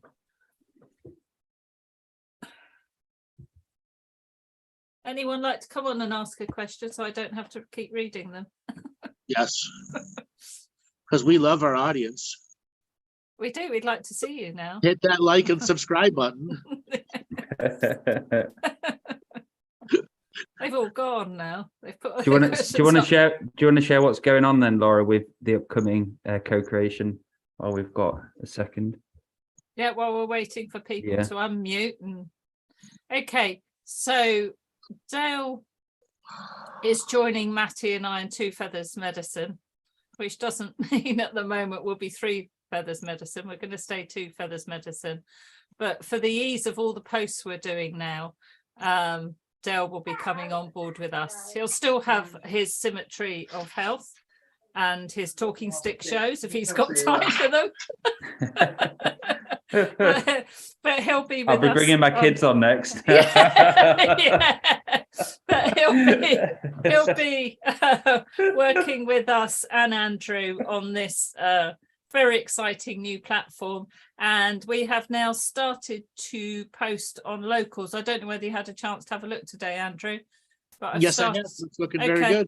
Yeah, we've started to actually interact now with locals, which one of us will check every day. So if you've anything you want to interact with us on there, you have to log in and join, but it's free to actually log into locals, isn't it? Yeah. Yes. It is. Yeah.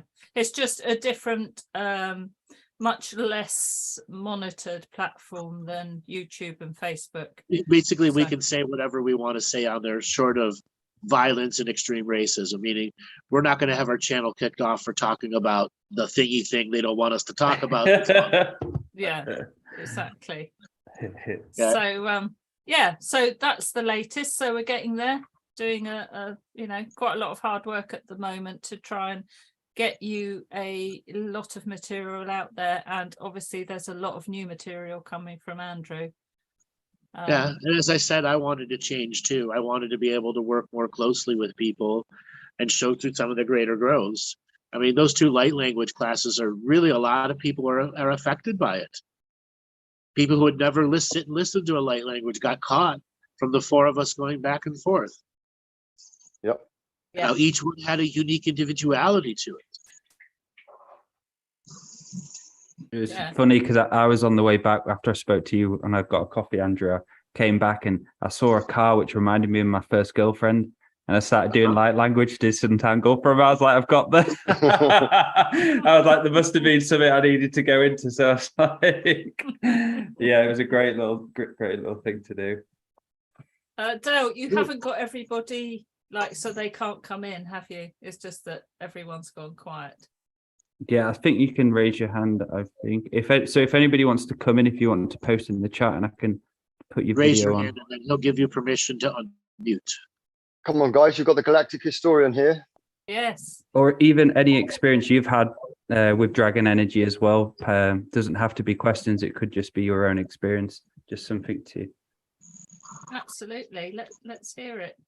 There we go. We've got one person. And Well let me done, find where you are. iPhone. Oh, there we go. Oh, it's done, eh? So ask to unmute. That's to start video. So ask to unmute, yeah. So you're unmuted and your video's on. Hello. Can you hear Hi. us? Hi. Hello, how you doing? Good. I've been really enjoying the last 3 shows and learning a lot. And kind of figuring out my dream time. It's like been a crazy 4.5 months. Yeah. Well, it's only going to get crazier for I'm everyone. ready. But we begin a collective for everyone. Oh my gosh, yes. But the synchronicities of coming up here to Quesnel, British Columbia, Canada, to Dragon Lake in South Quesnel was like, it was magical. Yeah, I could see like when I first stopped there, because I was led from Prince George, BC to Quesnel just by spirit, and drove straight up to this Dragon Lake, and a guy was fishing there, and he looked like a ferryman ready to take me across the water. It was crazy. See, that's when the universe gives you something weird, like, is that a ferry driver or a fisherman? It starts with an F, ferry, fish. Well, apparently it's full of lots of goldfish, so that's what the locals say. So yeah, Goldfish are good eating. Yeah, that's what I understand it. Yeah, They're good eating. I haven't tasted one yet. I have. That's because I'll eat anything once. Yeah, lots of fishing up here. Yeah, that's for sure. Lots of salmon, fresh salmon coming up the waters. So yeah. Yeah. But anyways, your shows have been magical. They've brought me to a much higher place. Sometimes when I'm doing fire ceremony, because the last time we talked, Andrew, you said 3 times a week. I'm Yep. working on it daily. It's hard. It's hard, isn't it? It's hard. Yeah. yeah, like sometimes you get busy in your day and I'm like, oh my goodness, I didn't do my fire ceremony. And But then you got to summon the will to start the fire. Because if you don't have the will to start the fire, it won't start, will it? no. And yeah, we're hoping to with First Nations here. I said to Archie Shantyman, I said, you know, when I came back from the University of Washington just last week, I said, I stopped to smudge before I came down into the city, like right by Dragon Lake. And I said to Archie, I says, we need to do like a large fire ceremony at the top of the hill, and just to clear the energy through here. So, because First Nations are very stuck. Well, that's been going on for a long time. And that was actually, how do I put this? Even before white man's arrival to Turtle Island, there was a interrogatory process, and that's a law term, between courts of how to deal with the disputes in these lands. And because there were so many things that can be considered highly sacred, one I over-identified with the other. Right. And we are now seeing over-identification as a major ownership journey. Like, this group's going to own this thing, and this group's going to own this thing.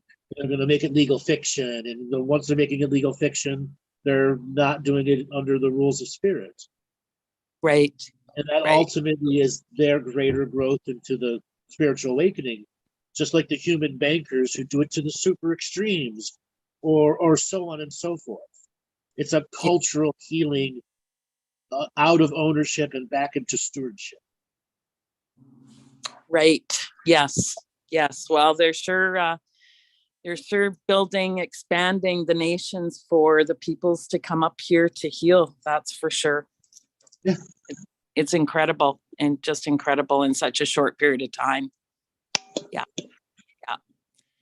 But yeah, thank you for your teachings. They've been just incredible. Well, thank you very much. Thank you for learning from them.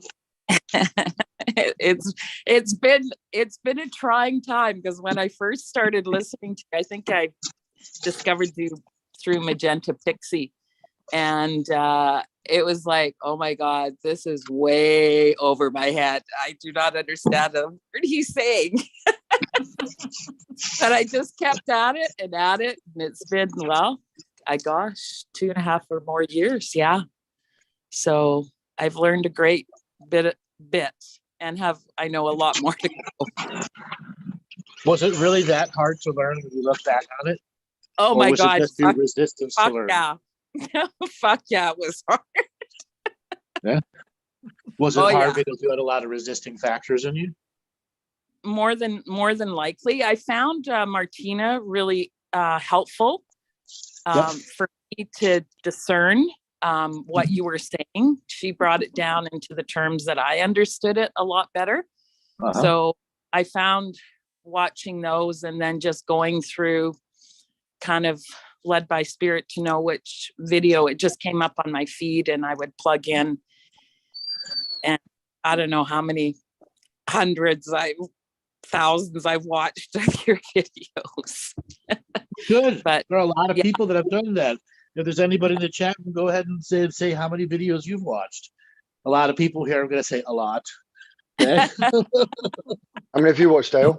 Who are you, Andrew? Sorry, what'd you do? I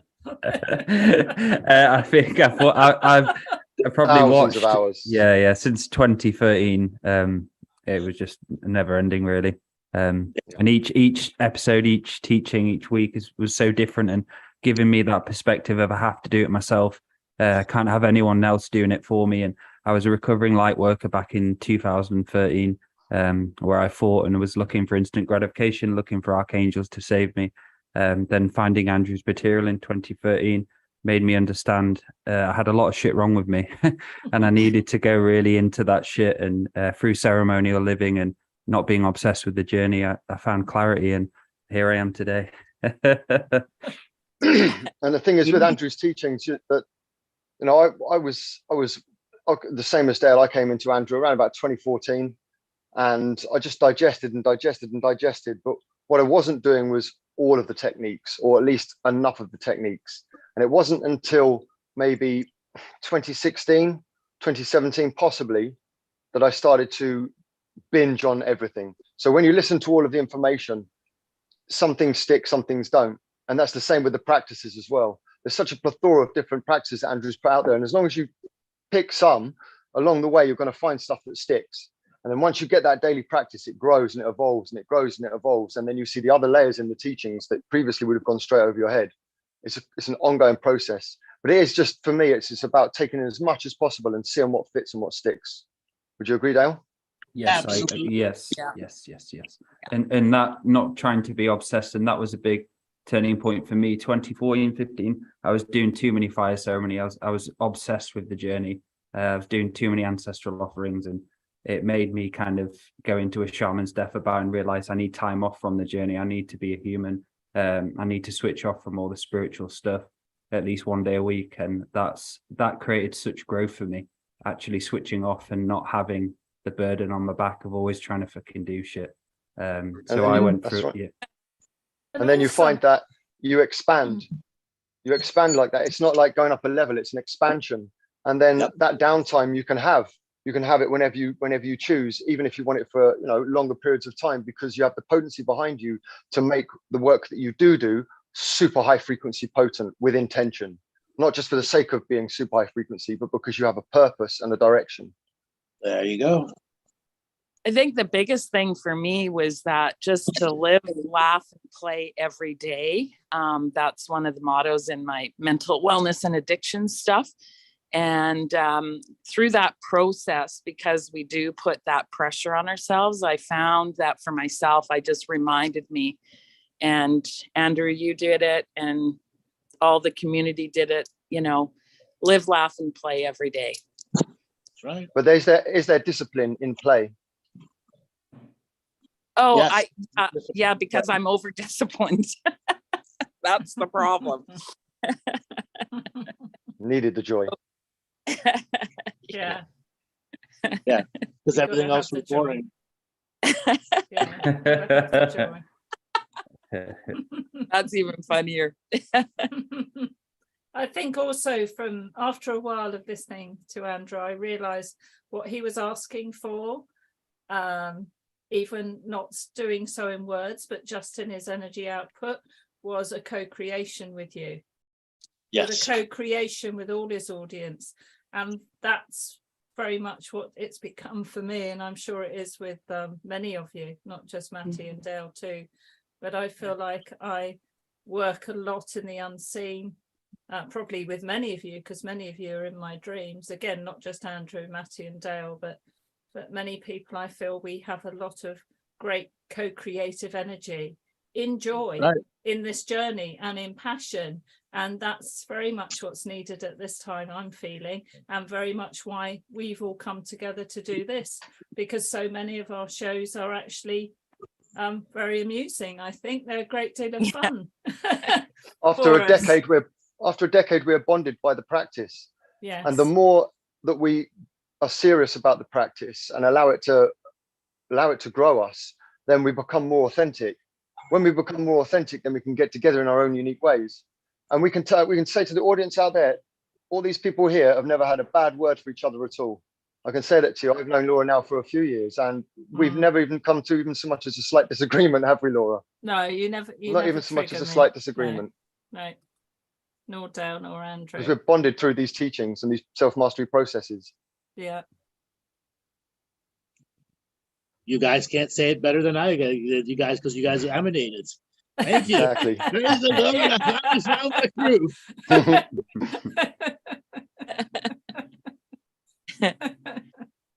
So we've got 15 minutes left, and should we go on to another question, see if anybody's got a few quick questions?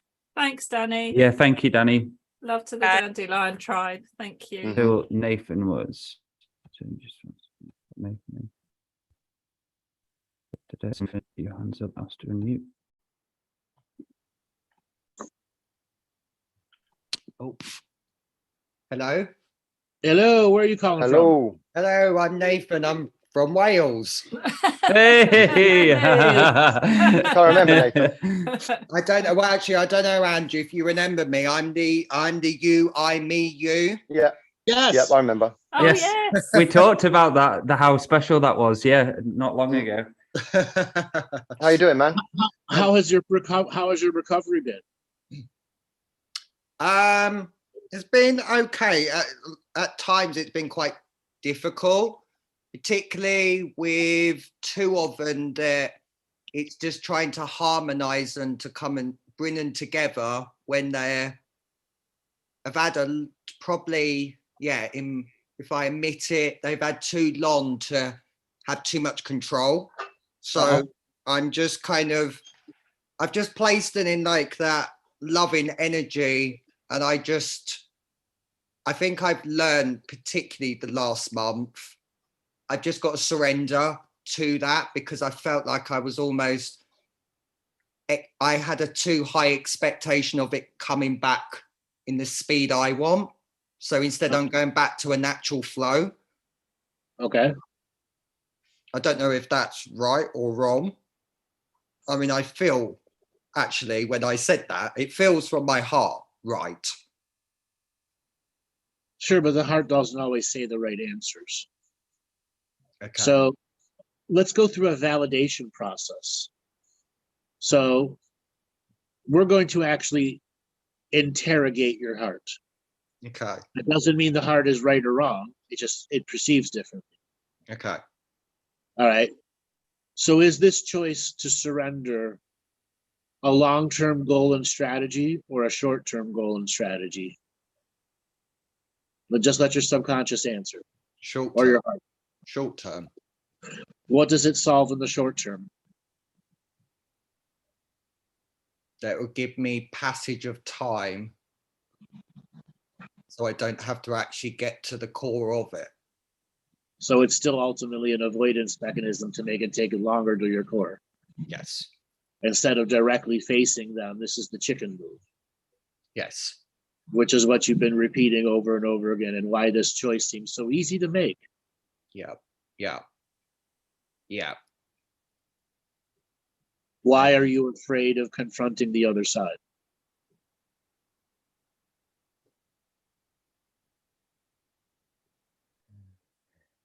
Because of the abuse. Okay. The abuse it does to you, or the abuse that was done to you? Done to me. Okay. So how is the abuse that was done to you in the past creating this frequency of control now?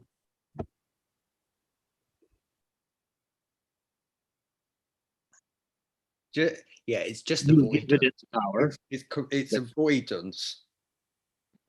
Now you've given it the power, and you're avoiding getting it back. Oh, yeah. Yeah. Yes. Okay. No, thank you. Because you know that part of you will get ugly on you. Yes. Yes. Okay? And you're tired of the psychic vomit it creates. Yeah. Yeah. Therefore, you need to create specialty skills that help immunize you versus psychic vomit. So when you are ready to take it on, you have more skills built up to stop the psychic vomit. It's like all this vomit comes on your windshield wiper and you can't get it off fast enough. Yeah. Yes. And that's how it wins. Yeah. Yeah. Okay. Okay. Yeah.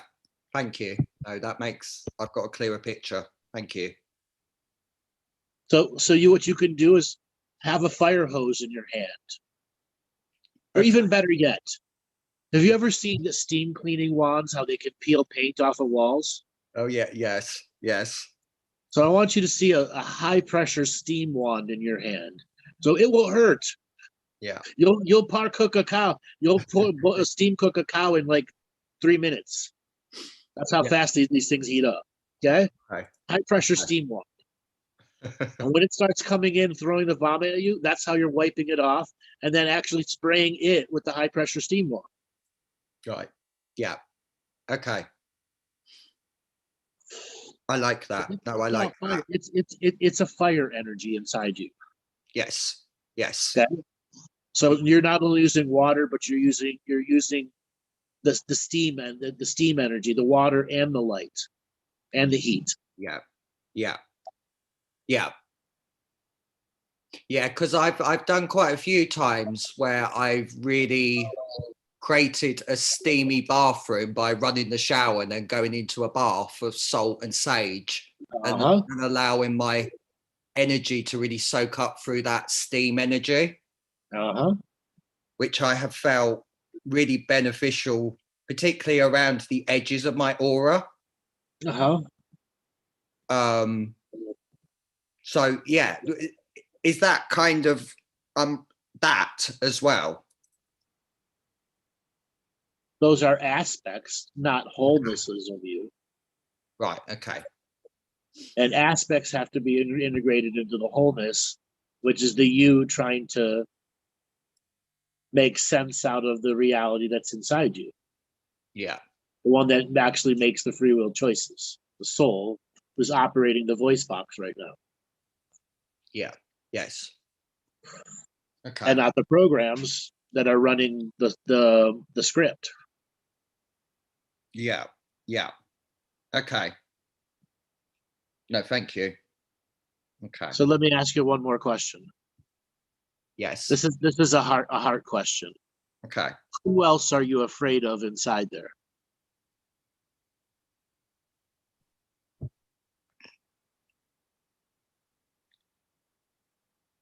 Myself.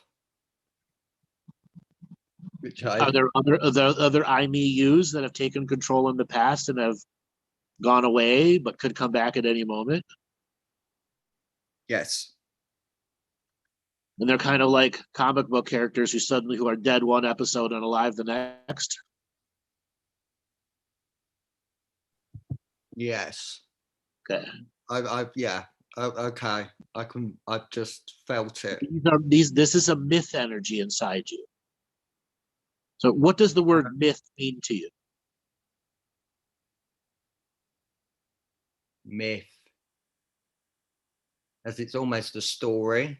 It's not it's not real, but it could be real if there's enough energy put into it. There's almost fantasy. Now you're beginning to get that anything that's behind it is amplified, meaning if you put any energy to it, you will amplify the myth, the story, or the journey that it's on to be more part of your reality. And the more you give that story attention, the more it wins. Yes. Okay. And when something fades out of reality but has the threat to come back, it's because there's still charge and polarity inside you about the subject matter of what was done. Which is why the healing journey for you is aligning the parts that want to work together until you've made a delineation of those that do and those that don't. And then one by one, you're going to begin expelling those that don't. Yeah. Okay. And those that are helping you have to work with you. Yes. Yeah. Okay. Wow. I just find it interested. I've come across it just within my awareness of living here in North Wales. I've particularly seen quite a few around the Beddgelert area and Llanberis area, which are the mountain regions between Snowdon. I just wondered tonight, by being here, I almost need to connect to that dragon energy for myself that could support. Why would you do it? I feel I'm asking that question just with how I've come on tonight. And also I was on YouTube and it was like every video just stopped working for me until I came across you, as I didn't realize you was on tonight. And I thought, is that the universe or is that the dragon energy or a combination? That's a combination of all of that to bring you here. Okay. Okay. I think the greater thing to understand here is this is a day of opening for you. Okay. Yeah. New doors have been opened. Yes. And you got to let the fresh air from those new doors into your space. Okay. Yeah. Look around your space, make a backpack, clean up the area because you're going to be gone for a little while as you go on a new hike into these new places and these new energies. Yeah. No, thank you. Okay, and you got to make sure nobody occupies the house while you're gone. Yeah. Yeah. Okay. Yes. Yeah. Okay, cool.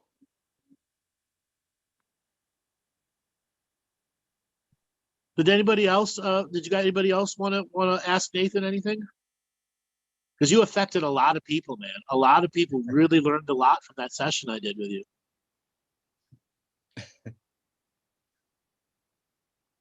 Maty, you want to talk about what it did?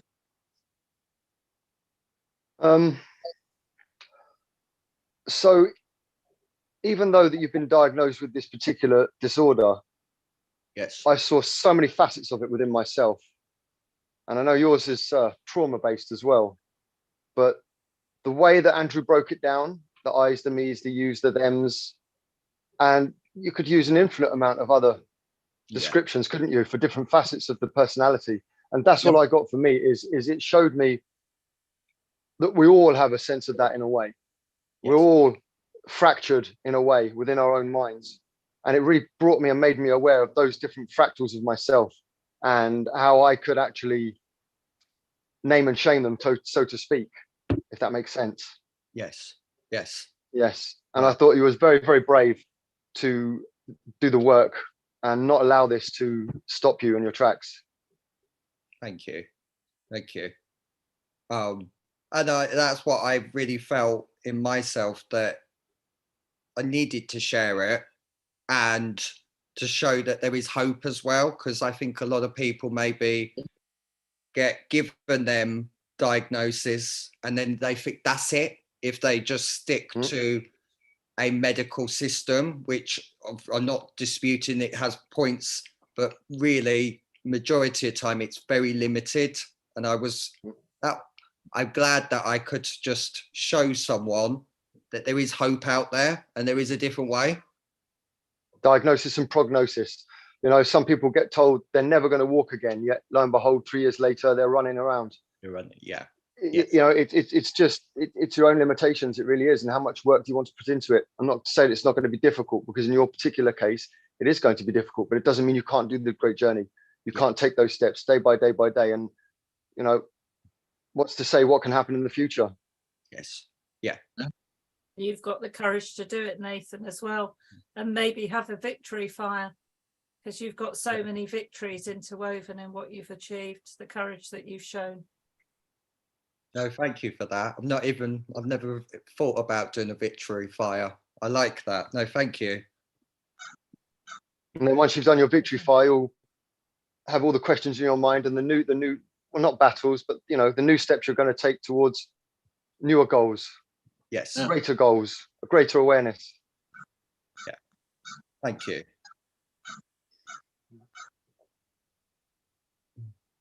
I'm going to have to get off, guys, because I'm on a... Sorry, one more quick question, Nathan, because we got to end the show here in just a minute. Of course. In your journey of discovering faith, yes, how is it that faith kept you on the narrow path of healing? And what were some of the challenges of faith you had? It was the faith in myself that at times there was something that says I can't do this, to something very, very deep that I felt was my soul just going, I've got keep going. And there's been many ups and downs with the faith with the universe and my ancestors and my guides, thinking, are you there, are you not? But then having them moments of perfect synchronicity, sacred moments of just, okay, it is real, it's fine. I think it was them pointers that if I did drift off, there was always a mystical moment to bring me back. Beautiful. And, yeah. What were some of those mystical moments that got you back? If you must mind sharing. For me particularly, I've had some amazing moments of being up a mountain and just having that complete connection with the universe and being in that oneness. That I've had them many times. I feel like that was partly why I had to move here in Wales, to be close to a mountain region. And then my other ones are just them subtle moments of just knowing your team's just there on your shoulder and actually just reminding you that they are there. And it's very, they're my two biggest ones that I come to forefront when you've asked that. Those are all beautiful experiences. Yeah. Yes. Reminders of how to keep on alignment on that narrow path of healing. Nathan, thanks a lot for calling in and giving us an update. No, thank you very much. Thank you, Nathan. Thanks, Good luck, Nathan. Good Yeah, evening. good luck. Take care, bro. Bye. Take care, bro. All right, guys, we are at the end of the show. We remind everyone to go and like and subscribe. And Lori, what is the Two Feathers locals page? Is it twofeathers@locals.com? Two Feathers Medicine. At locals.com. Locals.com, yeah. So if you're new to Locals, go in, get your account signed up and type in Two Feathers Medicine in the search and it'll come up straight away. You'll see a dream catcher and the logo. And it doesn't take long to sign up as well. I've been easy. testing. Yeah, really easy. It's really easy. Yeah, it is. And post your comments there or questions or whatever. Let's get interacting. Build the community, because that's the whole point. Yeah, absolutely. All right, ladies and gentlemen, boys and girls and dragons of all ages, let's get ready to close the show. Thanks, Drum. Andrew. Thank you, guys. Thank you, everyone. Thank you, everyone.